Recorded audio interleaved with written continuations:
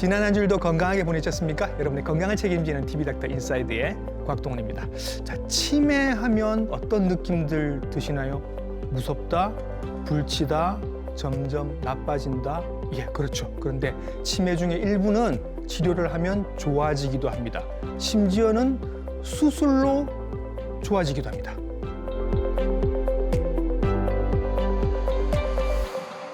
물론 모든 치매를 다 수술로 치료할 수 있는 건 아닙니다. 하지만 뇌에 물이 차는 수두증 그리고 뇌에 피가 차는 만성경막하 출혈은 수술로 치료가 가능하다고 합니다.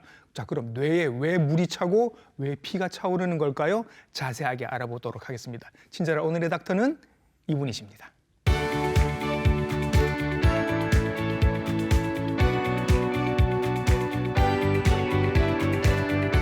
스튜디오에 모셨습니다. 신경외과 전문의 이원희 선생님이십니다. 선생님 안녕하십니까? 네, 안녕하십니까?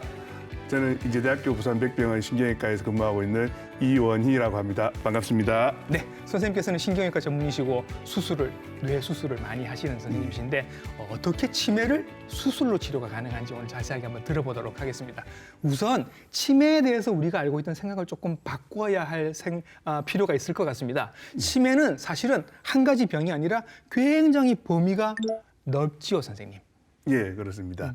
치매란 보통 후천적으로 인지기능 손상과 정신행동 증상이 발생해서 일상생활 동작을 수행하는 데 지장을 일으키는 그런 임상증후군을 모두 치매라고 하고 있습니다. 예, 그러니까 어떤 이상들이 있을 수 있죠? 예, 치매의 주된 증상은 기억 소실과 추상적 사고의 장애, 판단력 장애, 인지결손 등의 인지자를 동반한 그런 옷 입기, 식사하기, 우리 목욕하기라든가 화장실 사용하는 등의 이런 것들을 일상생활 동작이라고 하는데 일상생활 동작을 스스로 수행하는 데 어려움이 발생하고 그다음에 감정 조절이라든가 그런 공격성, 불면이라든가 우리 우울, 환각, 망상 같은 그런 성격 변화나 행동 변화 등이 동반되는 그런 임상 증후군을 치매라고 하고 있습니다. 그렇죠. 그러니까 뇌가 하는 모든 기능들이 전체적으로 다 떨어지면 사실은 치매인 거라서 사실은 굉장히 범위가 넓습니다. 종류가 사실은 한 70가지 이상이 된다면서요. 예, 그렇습니다. 우리가 흔히 치매의 원인 질환이라고 알려진 것들이 보통 50가지에서 70가지 정도 됩니다. 그 중에 이제 흔히 알려진 것은 이제 우리 알츠하이머 병이라는 병이 있습니다. 이게 치매의 가장 흔한 원인인데 절반 이상이 알츠하이머 병으로 알려져 있습니다. 그러다 보니 이제 치매 이꼴 알츠하이머 치매 이렇게 알고 계시는데 사실은 훨씬 범위가 넓습니다. 그 외에도 이제 뇌혈관 질환, 흔히 말하는 뇌졸중으로 뇌 손상이 발생해서 인지기능 장애가 발생하는 혈관성 치매가 있고, 그다음에 잘 알려지지 않았지만 레비 소체 치매라는 치매도 있고, 파킨슨 질환과 동반된 파킨슨병 치매도 그 치매의 원인 질환으로 알려져 있습니다. 그렇죠. 지금 말씀하신 그 대표적인 치매들 알츠하이머, 루이 소체 치매, 파킨슨 치매 같은 건 사실은 치료가 좀 어려운 치매들인데 근데 치료가 가능한 일부의 치매들도 있습니다, 선생님. 예를 들면 어떤 것들이 있나요? 대부분 치매라는 것이 아까 말씀드린 알츠하이머 병이라든가 그런 혈관성 치매, 그다음 레비 소체 치매나 파킨슨병 치매 같은 거는 우리 이제 계속 진행이 되고 치료가 되지 않는 진행성 비가역성 치매라고 합니다. 이런 것들이 대부분 치매의 원인 질환으로 알려져 있어서 치매가 치료를 못한다.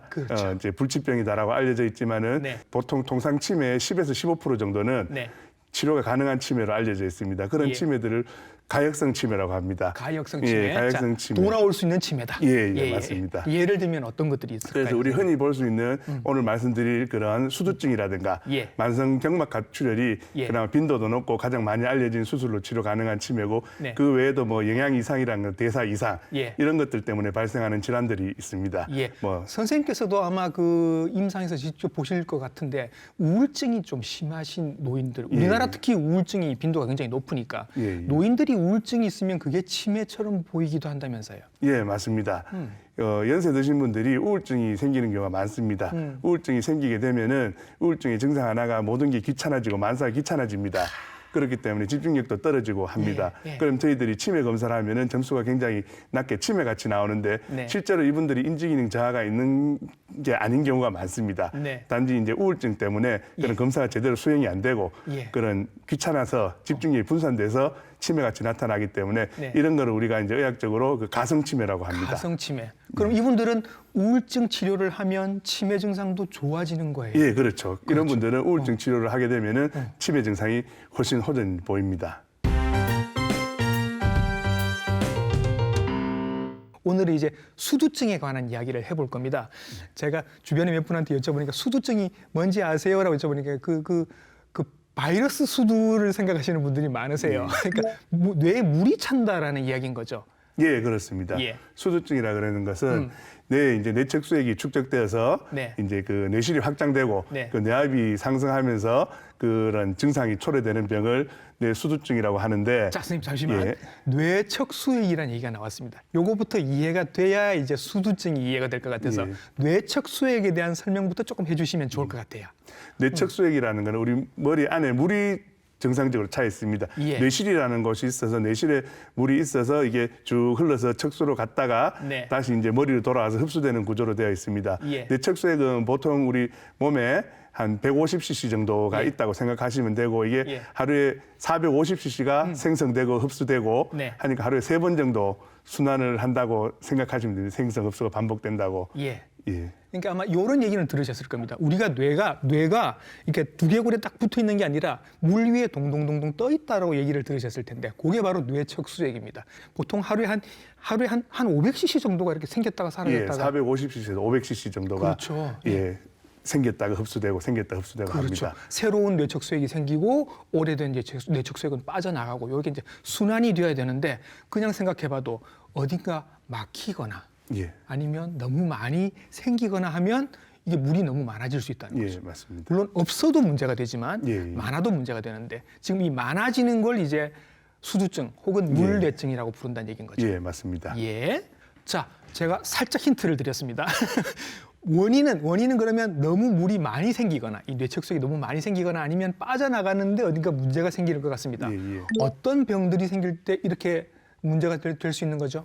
예, 수두증의 원인은 통상적으로 그 뇌척수액 통로가 폐쇄가 되거나 네. 뇌척수액이 흡수에 방해가 되거나 예. 과잉 생산되는 경우에 예. 이제 수두증이 발생할 수가 있습니다. 예. 보통은 이제 뭐 뇌척수액 통로가 폐쇄되는 경우 뇌종양이나 이런 경우에 뇌종양. 예. 뇌척수액 통로가 폐쇄될 수 있고 아니면 예. 뇌졸중이나 두부 외상이라든가 뭐 중추신경의 감염, 내막염이라든가 이런 게 생긴다든가 예. 아니면 선천성 기형이나 이런 게 생긴 이후에 뇌척수액의 그런 순환이 방해가 돼가지고 2차적으로 뇌수두증이 생기는 경우가 있고 네. 그다음에 이제 아무 원인이 없이 예. 특발성으로 발생하는 경우가 주로 있고 네. 저희들이 오늘 말하는 그런 그 정상 뇌압 수두증 경우에는 네. 특발성으로 생기는 경우가 많습니다. 특발성이라는 용어를 자주 들으실 텐데 원인을 모른다는 뜻입니다. 그냥 생기더라. 예. 예. 저희가 왜 치매 얘기를 하면서 수두증 얘기를 하느냐 하면 증상이 정말 애매하게 비슷합니다. 사실상 치매이기도 하고요. 예. 그래서 자 수두증이 왔습니다. 뇌 척수액이 불어나서 물이 많이 찹니다. 그러면 이런 증상들이 생길 수 있습니다. 예. 그 뇌척수액이 머리에 차게 되면은 주로 수두증의 3대 증상이라고 하는 보행장애와 인지장애, 배뇨장애가 생길 수가 있습니다. 3대 증상이 있습니다. 예. 예. 통상 치매라고 하면 네. 이제 인지기능 저하가 많이 주로 연상이 되시지만은 예. 그 생각보다 많은 경우에서 인지기능 저하가 되면서 초기에 치매 환자분들이 그런 보행장애 생기는 경우가 많습니다. 초기에 보행장애가 생기는군요. 예. 특징적인 걸음걸이 같은 게 있나 봐요. 치매는 종류 따라 좀 다르지만은 예. 저희들이 그 말하는 그런 수두증이 생기는 예. 보행장애는 특징적으로 네. 그런 보폭이 좁아지고 예. 그다음에 발을 이렇게 높이 들어 올릴 수가 없습니다. 그래요? 예, 그래서 제가 그럼 살짝 흉내를 한번 예. 내볼게요. 보폭이 좁아지고 높이 올릴 수 없다. 예, 예. 그럼 요렇게 그러시겠네요. 요렇게. 예, 맞습니다. 그렇죠. 예. 이렇게 우리 흔히 어르신들 외래 오셔가지고 네, 예. 걸음을 자박자박 걷는다고 하십니다. 아, 자박자박. 예. 예, 예. 그리고 우리 의학적으로는 그 마그네틱 게이트라 그래 자석걸음이라 그래가지고 발바닥에 자석을 붙인 것처럼. 예, 자석을 붙여놓은 것 같이 바닥에 붙어가지고 떼기가 힘들게 이렇게 자박자박 그렇게 걷는 특징적인 그런 거리가 있습니다. 치매 어르신들이 요렇게 걷는 경향이 있거든요. 예, 그래서 맞습니다. 요런 보행장애가 특별 제일 먼저 보이고 예. 또 어떤 게 있나요? 그다음에 인지장애는 어차피 치매에서도 인지장애 생기지만 예. 수두증에서 인지장애가 생기고 그다음에 배뇨장애도 생깁니다. 예. 배뇨장애도 뭐 치매에서 배뇨장애 생기나 하시지만은 이 조사를 해보면은 일반 예. 치매 환자분들도 집에 계신 분의 한 3분의 1이고 예. 보통 요양시설에 입소해 계신 분의 한 80%가 그 배뇨장애 있다고 보고가 되고 있습니다. 예. 저희들 수두증 때문에 생기는 배뇨장애는 초기에는 주로 긴박뇨라 그래서 화장실을 갈 때 참을 수가 없습니다. 자꾸 긴박하게 막 보고 싶고.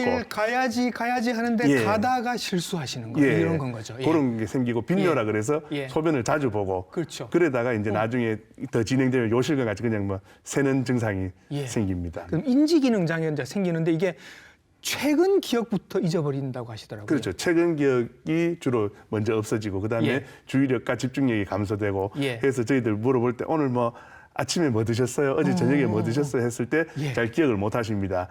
근데 이게 이제 보호자분들이 그 인지 장애로 잘 생각을 못 하는 게 아유, 우리 어르신 옛날에 살던 동네 이름 뭐 그러니까. 옛날 거를 다 얘기를 하시는데 기억력은 괜찮으십니다 하시는 경우가 많지만은 그렇죠. 주로 최근 기억부터 없어지기 때문에 그런 옛날 기억은 치매에서도 오래까지 보존되는 경우가 많기 때문에 최근 기억이 떨어지고 하면은 의심을 해보셔야 됩니다. 그럼 지금 3대 증상을 말씀하셨는데 요 걸음걸이, 그다음에 소변 실수하시는 거, 그다음에 기억력, 최근 기억 잃고 하는 거 요거 많이 들어보셨잖아요. 알츠하이머 치매에서도 이런 증상들이 다 나타납니다. 그러니까 헷갈리는 거죠. 수두증이랑 헷갈릴 수 있는 겁니다. 자, 그러면 알츠하이머 치매랑 이름이 다른데 수두증은 뭔가 조금 차이가 있지 않을까? 있었으면 우리가 구별할 수 있으니까 그런 증상이 있을까요? 네, 초기에는 증상들이 비슷비슷하기 때문에 구분하기가 힘듭니다. 그렇지만은 뭐 알츠하이머 병과 수두증과 파킨슨병 모두 뭐 발생이라든가 진단, 치료가 모두 다르기 때문에 면밀히 관찰하시면은 구분하실 수가 있는데 주로 원인으로 봤을 때는 우리 알츠하이머 병이라 그러는 거는 우리 그 신경세포에 아밀로이드 베타나 타우 단백질이라는 것들이 침착되면서 신경세포 손상을 일으키면서 그런 치매 증상이 나타나는 걸로 알려져 있습니다. 그래서 이제 우리 아까 말했듯이 우리 수두증이라고 하는 거는 CT나 MRI 찍어보면은 특징적으로 그런 증상이 있으면서 내실 확장 소견이 있습니다. 가운데가 확실히 넓어져 있습니다. 저기가 이제 물이 차 있는 거죠. 그렇죠. 그 측내실이라 그래가지고 우리가 내실이 4내실까지 있는데 전반적으로 내실이 확장 소견이 보입니다. 그런데 이제 알츠하이머 환자들은 사진을 찍어보면은 주로 저런 그 내실 확장 소견보다는 그런 해마의 위축이라든가 두정부의 위축이라든가 뇌가 좀 쪼그라드는 모양 그런 모양을 볼 수가 있습니다. 수두증이 있으면 요 수두증 물뇌증을 치료하면 좋아질 수 있다라는 얘기인 겁니다. 그죠? 예, 맞습니다. 치료를 어떻게 하시나요? 수두증의 치료는 보통 수술적 치료를 하고 있습니다. 근데 이제 수술적 치료를 한다 그래가지고 이런 치매 증상이 다 호전되는 건 아닙니다. 그래서 저희들이 수술을 하기 전에 요추천자라는 시술을 합니다. 그래서 내척수액을 한 40cc 가량 배액을 해봅니다. 그래서 내척수액을 빼보면은 아무래도 물량이 줄어드니까 그런 증상이 호전되는 경우가 많습니다. 특히나 그런 임상 3대 증상 중에서도 보행장애가 호전되는 경우가 많습니다. 걸음걸이가 확 좋아진다. 그 빼고 뭐 한 몇 시간만 지나도 보행이 좋아지는 경우가 있습니다. 이렇게 확실히 그런 보행의 호전을 보이는 경우에는 보통 수술적 치료를 합니다. 자, 이제 수술하신다고 하니까 이제 원리는 그렇겠죠. 이제 뇌척수액이 많아졌으니까 이 많아진 뇌척수액을 아마 밖으로 뽑아주는 수술일 것이다. 맞죠? 맞습니다. 어떤 수술을 하시는 거예요? 그러니까 저희들이 아까도 처음에 말씀드렸지만 뇌척수액이 계속 생성되고 하니까 그거를 이제 계속 지속적으로 빼줘야지 증상이 호전될 거 아닙니까? 그렇기 때문에 이거를 우리 뇌척수액을 주로 복강에 공간이 많기 때문에 복강으로 빼주는 단락수를 시행하고 있습니다. 이제 이게 몸 외부로 빼주면은 이렇게 뭐 장치 때문에 감염되는 경우도 있고 하기 때문에 반영구적으로 기계 장치를 거치를 해가지고 단락수를 시행하는데 보통 많이 하는 거는 뇌실 복강 단락술이라 그래서 아까 그 사진에 보셨던 뇌실 안쪽으로 도관을 넣습니다. 관을 한 볼펜 심 정도 굵기 되는 관을 넣습니다. 구멍을 뚫어서 그다음에 관을 넣은 다음에 그 밸브 장치를 달아서 그 압력에 따라서 자동적으로 물이 빠질 수 있는 밸브 장치를 달고 그 이후에 그 피부 밑으로 피하로 조직을 통과해서 복강 안으로 그 원위 도관을 거치시키는 이런 내실 복강 단락술을 하는 경우가 있고 그럼 이 줄은 밖으로 이렇게 나와 있는 거예요, 선생님? 아닙니다. 피하 조직으로 피부 들어가 안으로? 있기 때문에 피부 안에 있기 때문에 겉으로 봐서는 밸브 장치가 조금 사이즈가 있기 때문에 네. 조금 표시가 나는 경우가 있고 예. 도관은 거의 대부분 아주 마르신 분들 아니면은 네. 대부분 밖에서 표가 나지 않습니다. 표가 안 난다. 예. 그럼 요걸 한번 요렇게 장치를 하면 선생님 이거 10년에 한 번쯤은 갈아야 하고 뭐 그런 건 없어요? 그렇지는 않습니다. 원칙적으로는 이게 반영구적으로 사용할 수가 있는데 경우에 따라서는 도관에 막힘이라든가 그런 합병증이 생기는 경우가 있습니다. 그러면은 교체를 해야 됩니다. 그렇죠. 그럼 이분들은 어차피 뇌척수액이 많이 생겨서 생기는 문제 혹은 빠져나가지 않아서 생기는 문제니까 요거는 계속 장치를 한 채로 이제 앞으로 계속 살아가셔야 해요. 예, 맞습니다. 그렇죠. 그래서 머리에서 요렇게 피부 안으로 이렇게 관을 심어서 복강 안으로 이렇게 연결을 하는 요런 단락술이 하나가 있고 최근엔 또 다른 방법이 있다고 하더라고요, 선생님. 예. 요추 복강 단락술이라는 시술을 많이 합니다. 네. 이거는 우리 요추의 지주막 하강에 아까 말했던 내실에 넣는 그런 네. 카테터지 도관을 네. 넣은 다음에 피부 밑으로 통해서 네. 밸브 장치를 달고 네. 다시 복강으로 넣는 겁니다. 예, 아까는 좀 멀리서 왔는데 이제는 예. 굉장히 가까워졌습니다. 예, 예. 그래서 훨씬 더 줄도 좀 짧아질 것 같고 예, 뭔가 맞습니다. 문제도 좀 덜 생길 것 같은. 예, 예. 저 같으면 이거 할 것 같습니다, 선생님. 예, 연세 드신 분들이 그렇죠. 머리에 손대는 거를 별로 안 좋아하시는 분들이 많고 해서 최근에는 이 복강 요추 복강 달록스를 조금 선호하는 경향이 있습니다. 예, 그렇죠. 수술을 이렇게 받으시면 얼마 만에 좋아지나 그리고 아까 말씀하신 그 3대 증상이 다 좋아지나 이런 게 궁금하실 것 같아요. 일반적으로 수술하고 뭐 수일 내에 증상이 호전되는 경우가 많습니다. 네. 그런데 경우에 따라서 연세 드신 분들이 이런 그 치매 증상이라든가 보행 장애, 네. 요실금을 나타내는 질환이 꼭 수두증뿐만이 아니라 수두증이 있으면서 예. 다른 질환이 알츠하이머 병이 동반된다거나 예. 남자분들 같은 경우에는 그런 전립선 질환이 동반된다거나 이런 경우에는 약간의 호전은 보이는데 또 그대로 좀 남아 있는 경우가 있습니다. 예. 그렇기 때문에 이런 경우에는 약간의 호전이 보이고 하면은 같은 동반된 질환을 치료하면서 좀 증상이 호전되는 경우도 있고 예. 그렇습니다. 그래서 저희들이 수술하기 전에 요추 천자를 시행해서 그런 증상이 호전되는 여부를 보고 예. 만약에 호전이 전혀 요추 천자를 했을 때 증상이 똑같다 하면은 네. 그런 다른 또 원인 진단을 찾아서 치료를 해보고 만약에 그렇게 치료해가지고 증상이 좋아진다 하면은 예. 이거는 수두증에 의한 증상이 아니고 그 다른 질환에 의한 증상이라고 봅니다. 예.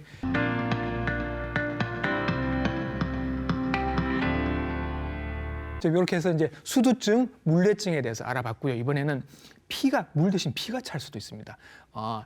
만성 경막하 출혈에 대해서 알아볼 텐데 이름이 선생님 만성도 알겠고 출혈도 알겠습니다. 그런데 경막하라는 걸 잘 모르겠거든요. 이것부터 설명을 해주셔야 될 것 같아요. 경막이라 그러는 것은 우리 뇌가 크게 세 가지 막에 쌓여 있습니다. 경막과 지주막, 우리 거미막이라고 하는 지주막이 있고 그 밑에 연막이라는 아주 얇은 막이 있습니다. 그 중에서 제일 바깥에 있는 게 경막이고 우리가 흔히 보면 아주 질긴 경자가 아주 질기다 그런 질긴 막이다. 질긴 막이라서 흔히 보면 아주 비닐봉지 같은 두꺼운 그런 모양으로 되어 있습니다. 그래서 그 경막과 그 지주막 사이에 피가 차는 것을 경막하 출혈이라고 합니다.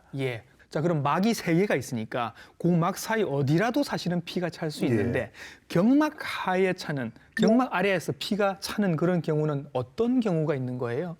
경막하에 주로 피가 차는 경우는 대부분 외상에 의해서 발생하는 경우가 많습니다. 외상? 다쳐서 피가 나는 경우가 많다. 그래서 뭐 급성 경막하 출혈 같은 경우는 아주 큰 사고라 교통사고라든가 추락이라든가 이렇게 큰 사고가 당했을 때 급성 경막하 출혈이 생기는데 만성 경막하 출혈은 문이라든가 뭐 가구라든가 바닥이라든가 가벼운 외상으로도 생길 수가 있고 한 2분의 1 이상은 자기가 워낙 외상이 가벼워서 본인이 기억하지 못하는 그런 정도의 가벼운 충격으로도 발생하는 경우가 있습니다. 그래서 이름이 지금 만성 경막하 출혈이다 보니 이 만성이라는 이름이 붙으려면 어느 정도 이렇게 오래돼야 만성 출혈인 건 거예요? 우리가 흔히 그 질병을 나눌 때 급성, 아급성, 만성으로 나눕니다.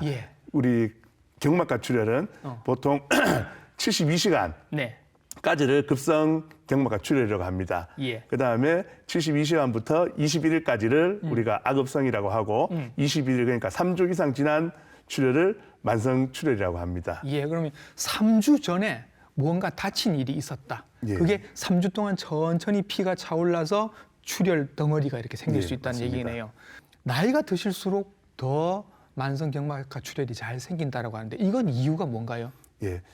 나이가 드실수록 뇌 위축이 생기고 네. 그러면은 이제 뇌 위축으로 인해서 그 경막하 공간이 많아집니다. 예. 그래서 이제 출혈이 생겨도 증상이 없는 경우가 많고 공간이 넓으니까 예. 고기를 피가 차는 바람에 티가 잘 안 나서. 예. 아, 그런 경우도 있고 그다음에 이제 아무래도 공간이 많기 때문에 예. 충격에 그 사이에 있는 간의 혈관들 이런 게 손상받아서 피가 출혈이 생기는 경우가 많습니다. 그렇죠. 예, 그리고 예. 요즘 왜 그 약 드시고 계신 분들도 예. 많으시잖아요.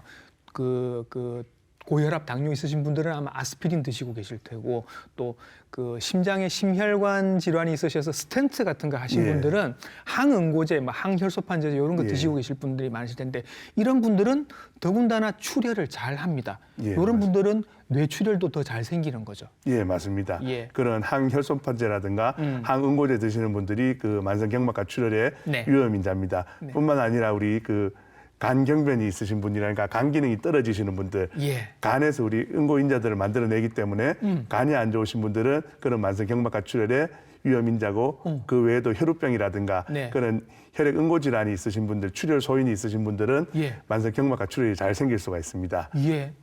이게 뭐 굉장히 많은 분들이 조심을 하셔야 될 것 같은 느낌이 드는데 심지어는 아기들도 조심을 해야 된다는 얘기가 있습니다. 예, 맞습니다. 이건 왜 그런 거예요? 보통 아기들 경우에는 우리 그 쉐이큰 베이비 신드롬이라 그래서 예. 그 흔들린 아기 증후군이라고 보통 얘기하는데 예. 애들 머리를 흔들고 예. 하면은 경막하 출혈이 생기는 경우가 아유, 있습니다. 우리 애기 귀여워하면서 이렇게. 예. 근데 그 정도로는 잘 안 생기고 예, 예. 보통은 애 머리를 잡고 이렇게 심하게 흔들고 이런 경우에 생기기 때문에 네.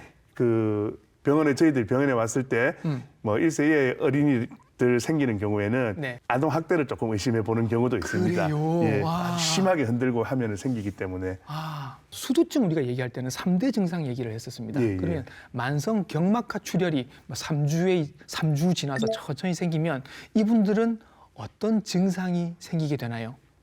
만성 경막하 출혈은 예. 고유의 증상이 없는 경우가 많습니다. 네. 근데 이제 어느 정도 피가 쌓이고 하면은 네. 이제 두통이라든가 어지러움증, 네. 그다음에 가벼운 편마비라든가 예. 언어 장애, 기억력 장애 이런 증상이 생기는 경우가 많습니다. 그래서 워낙 비특이적인 증상이 많기 때문에 네. 실제로 이렇게 그런 마비 증상이 먼저 오기 전에 기억력 장애나 이런 거 먼저 오시는 환자분들은 네. 실제로 이제 치매인가 싶어서 치매 검사하러 갔다가 그렇지. 그런 원인 질환을 감별하기 위해서 시행한 CT나 MRI상 예. 만성 경막하 출혈이 발견되는 경우가 있습니다. 예. 그래서 실제로 제 본 많은 환자들 중에서도 상당 부분은 신경과에서 치매 검사하러 오셨다가 예. 사진 찍고 저희 신경외과로 의뢰되는 경우가 있습니다. 야, 이래서 검사가 중요한 겁니다. 그냥 치매가 진행이 되나 보네요. 연세가 있으시니까 치매 오실 나이도 됐어요 하고 모시고 이렇게 병원에 가봤더니 CT, MRI 탁 찍었더니 바로 만성 경막하 출혈이 나왔습니다. 사진 보면서 저희들이 조금 설명을 들어보도록 할게요. 예. 실제로 이 환자분들 사진을 찍었더니 이렇게 나왔습니다. 자,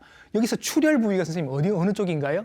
MRI 보시면은 네. 예, 오른쪽 사진이 이제 T1 강조 영상이고 왼쪽 네. 사진이 T2 강조 영상인데 예. 저렇게 그 왼쪽 부위에 네. 까맣게 보이고 예. 그 옆에 사진에 보면은 약간 하얗게 보이는 물같이 보이는 예. 저런 부위가 만성 경막하 출혈입니다. 피가 나서 저렇게 고여 있으니까 뭔가 뇌가 한쪽으로 지금 눌려서 쏠려 있는 것 같은 느낌입니다. 예, 맞습니다. 그렇죠. 예. 피 때문에 그렇게 쏠리기 때문에 그런 증상이 나타나는 거고, 예. 지금 또 보는 사진은 저거는 CT 사진입니다. 네. CT에서 출혈이 있을 때 네. 급성 출혈인 경우에는 하얗게 나옵니다. 예. 근데 만성 출혈인 경우에는 예. 피가 어느 정도 높기 때문에 저기 보면은 그 사진의 왼쪽에 예. 보시면은 약간 까맣게 보이는 예. 부위가 있습니다. 저 부위가 출혈이고 예. 그 옆에 사진에 보이면은 약간 하얗고 까맣고 저런 경우가 있는데 저런 경우는 이제 시간이 그렇게 오래되지 않은 예. 그런 혼합형의 예. 그런 만성 출혈로 볼 수가 있습니다. 아급성 내지는 만성으로 볼 수가 있습니다. 그렇죠. 저렇게 출혈이 진행이 되고 있어서 그것 때문에 뇌가 눌리고 그것 때문에 생긴 여러 가지 치매 증상들이 있었던 건데 저게 그냥 알츠하이머 치매인 줄 알고 치료가 안 되나 보다 하면 안 되고 저거는 치료가 가능한 거였던 겁니다. 그러니까 CT나 MRI만 찍어봐도 금방 알 수 있었던 예. 그런 치료가 가능한 치매였던 건 거죠. 자, 그러면 이제 알았습니다. 원인이 뭔지 알았습니다. 만성 경막하 출혈이었습니다. 이 출혈을 이제 제거를 해야 되겠네요. 이것도 수술을 하시는 거예요? 예, 수술로 간단하게 제거가 됩니다. 예. 처음에 MRI 보신 사진 같이 그렇게 네. 균질하게 전부 다 피가 혈종이 녹아 있는 경우에는 네. 머리에 한 1cm 내외의 그런 구멍을 뚫습니다. 그 천공술이라고 하는데 예. 천공술에서 도관을 넣어서 배액하는 천공배액술을 주로 시행합니다. 고인 피를 뽑아낸다라는 얘기인 거네요. 예, 천공배액술을 시행하면은 대부분 효과가 좋습니다. 예. 그리고 아까 CT 사진에서 봤을 때 약간 그런 흰색하고 까만색하고 섞여 있는 그런 그 혼합폼의 네. 그런 출혈이 있는 경우라든가 네. 아니면은 그 안쪽에 막이 있어서 여러 부액으로 나눠져 있는 경우라든가 예. 아니면 경우에 따라서 천공배액술에서 실패한 경우 예. 이런 경우에는 저희들이 개두술을 하는데 예. 우리가 통상 급성 경막과 출혈에서 하는 큰 개두술이 아니고 예. 작은 개두술을 해가지고 그쪽으로 보고 이렇게 혈종을 제거하는 수술을 합니다. 뭔가 상처도 좀 작고 예. 그러면 이렇게 밖에서 봤을 때 별로 티가 안 나나요, 크게 선생님? 표가 나지는 않습니다. 그래요. 예. 그러면 환자분들은 되게 이런 거 기대하실 것 같습니다.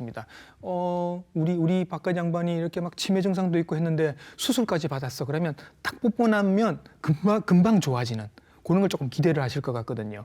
예. 뇌도 이렇게 아까 이렇게 눌려 있었잖아요, 선생님. 예. 이게 이렇게 금방 펴지나요? 펴지는 데는 개인차가 조금 있는데, 네. 금방 펴지시는 분들도 있고, 예. 오래 눌려 있다든가 아니면은 뭐 연세가 많아서 원래 뇌위축이 심하신 분들은 잘 안 펴지시는 경우도 있습니다. 예. 그렇지만 수술하고 나면은 증상은 많이 빨리 호전이 됩니다. 그래요. 예. 그래요. 연세가 있으신 상태에서 사실은 머리 수술을 아무리 간단하다고 해도 예. 머리 수술을 받으셨잖아요. 입원은 얼마 정도 하셔야 되는 거예요? 통상적으로 사람마다 다르지만 한 일주일 정도 하면은 다 퇴원을 하십니다. 예. 일주일 동안 입원을 하시고 퇴원하시면 그러면 이분들은 이제 재활 치료도 막 이렇게 받고 걸음걸이도 조금 이상하시고 그동안 그러셨을 거잖아요. 예. 재활 치료도 받고 그렇게 하셔야 돼요? 예, 재활치료는 좀 받으시는 게 좋은 게 예. 주로 연세 드신 분들이 만성 경막하 출혈이 생기고 예. 그래서 만약에 마비가 있으신 분들은 네. 그 마비 있으면서 근위충이나 이런 게 조금 생길 수가 있기 때문에 네. 재활을 조금 하시면은 네. 대부분 정상 생활이 가능하실 정도로 좋아지십니다. 예. 그 아까 처음 말씀하실 때 교통사고로 머리를 다치는 경우를 말씀하셔서 제가 지금 그 생각이 자꾸 머릿속에 도는데 그런 생각하실 거잖아요. 교통사고를 당하신 분들이 많으실 텐데 예. 그러면 그러니까 만성경막하 출혈은 3주 이상 걸리는 천천히 오는 출혈이라고. 그러면 교통사고를 한번 당하신 분들은 어느 정도 기간 동안 계속 이렇게 좀 주의 깊게 계속 입원해 있을 수는 없으니까 예, 집에서 맞습니다. 계속 어느 정도 기간 동안 좀 조심해서 보셔야 할까요? 딱 뭐 이렇게 정해진 건 없지만 통상 만 2개월 내지 3개월까지는 네. 그냥 이런 증상이 두통이라든가 이런 증상이 생기는지 안 생기는지 네. 뭐 마비 증상이 생기는지 안 생기는지 주의 있게 보는 게 좋을 것 같고 네. 뭐 선생님에 따라서는 뭐 좀 뭐 편차는 있지만 네. 그걸 한 2, 3개월에 또 사진 한번 찍어 보시는 분들도 있고 예. 제 같은 경우에도 교통사고 환자분들 이렇게 별 증상이 없는데 시간 지나 한 3개월쯤 지나서 한번 찍어 보면은 네. 그런 만성 출혈이 있는 경우가 1년에 몇 명씩은 나옵니다. 아, 그래요? 예. 예. 그래서 교통사고의 경우에 뭐 괜찮다고 빨리 합의를 보고 종결하신 분들 나중에 오셔가지고 네. 머리가 아픈데 사진 한번 찍어보겠습니다. 찍었는데 이런 출혈이 있는 경우가 그러니까. 있습니다. 예. 수두증, 만성 경막하 출혈 요런 환자분들 되게 많이 보실 것 같은데 예. 보시면서 요런 게 조금 아쉽더라 하는 게 있으실 것 같아요. 예. 주로 이제 수두증이라든가 만성 경막하 출혈이 치매하고 혼동돼서 오시는 분들이 많습니다. 네.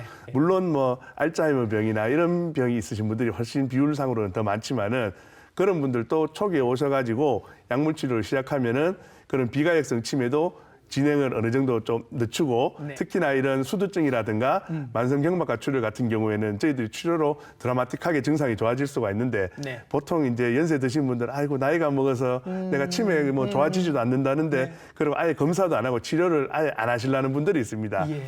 그런 분들은 조금 안타깝게도 예. 이게 좋아질 찬스를 놓쳐버리니까 예. 증상이 초기부터 와가지고 검사를 하시고 적절한 치료를 받으시면은 예. 치매의 경우에도 대부분은 어느 정도 일상생활을 본인이 영위할 수 있는 예. 그 정도까지 치료가 되기 때문에 일찍 포기하지 마시고 예. 진단과 치료를 적절하게 받으시면은 뭐 우리 흔히 말하는 삶의 질이 훨씬 향상될 수가 있기 때문에 예. 적절하게 치료받고 진단받으시는 것을 추천을 예. 드립니다. 환자를 보고 있는 저 입장에서도 오늘은 상당히 반성을 좀 많이 하게 된 것 같습니다. 그 많은 치매들 중에는 사실은 수술로 치료가 가능한 치매도 있었던 겁니다. 뇌에 물이 차는 수두증 그리고 뇌에 피가 차는 만성 경막하 출혈에 대해서 오늘 자세하게 알아봤습니다. 이 두 가지 질환은 둘 다 수술로 치료가 가능합니다. 오늘 나오셔서 많은 좋은 말씀 해주셨습니다. 신경외과 전문의 이원희 선생님이셨습니다. 선생님 수고 많으셨습니다. 감사합니다. 예. 자, 술도 좋아하고 자전거도 좋아하는 저로서는 술을 좀 줄여야 되겠다는 생각도 들고 자전거 탈 때 반드시 헬멧을 해야 되겠다라는 다짐을 한 번 더 굳히게 됩니다. TV닥터 인사이드 다음 주에도 좋은 정보로 인사드릴게요. 시청해 주신 여러분 감사합니다.